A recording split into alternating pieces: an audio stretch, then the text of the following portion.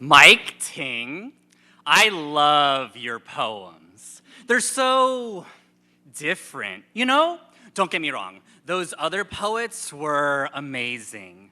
But they just keep talking about stuff that happened way back then, and your story is just so new. This oriental struggle of yours is something I can totally get over.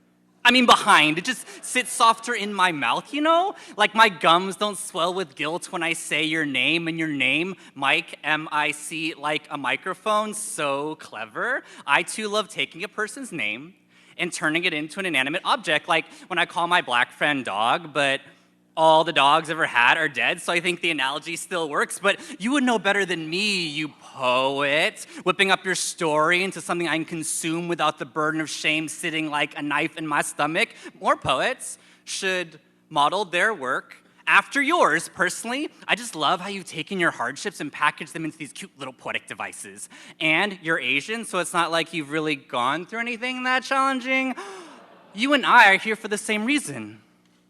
The performance, to be seen for sight's sake. And while we're on the topic of creative expression, you'll agree with me here, I just think that there's a right way and a wrong way, a right way and a wrong way, of doing this. Look, between you and me, I'm just tired of being unsettled by things I'm not really responsible for, you know? Like, if I'm gonna be the target, I just wanna be entertained, okay? I think I'm entitled to a good show, for starters.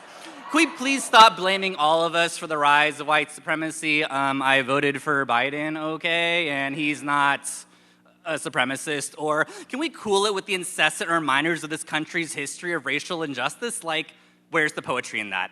Instead, how about a beautiful metaphor on how you took your 2-cent tragedy and turned it into $1 million perspective, or one of those nice list poems of all the ways you're actually going to better yourself? I just want to hear how you overcame, not who or what or where you came from. Listen, we get it. The colored child died, will die, is dying 1,000 deaths, but that's not my fault. I didn't pull the trigger. I didn't conquer this land. Don't get mad at me for judging.